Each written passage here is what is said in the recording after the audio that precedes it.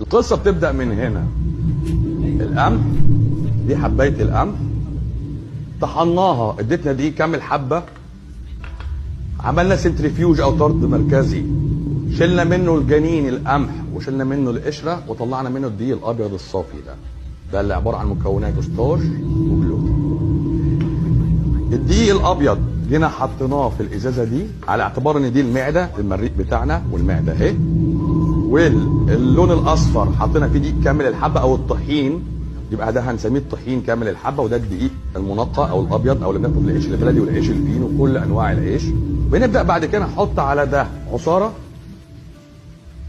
بص من الاخر كده يعني عشان خاطر نوصل بقى عايزين تخبزوا، اللي عايز يخبز يخبز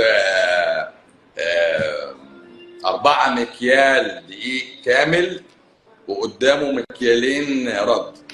4 ومكيالين، 4 دقيق كامل ومكيالين، واتكل على الله. يلا لو مشيت على النظام يا عم والله ابدا. انا جربت ده ما لقيتش التوست ابو رده خلصان، جبت ابو الياف ده.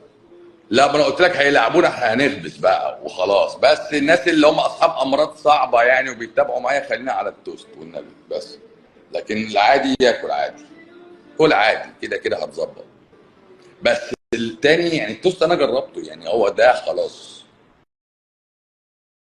بدلت المخبوزات اللي فاتت كلها وحطيتها في سطر واحد اسمه توست ريتش بيك بالرده.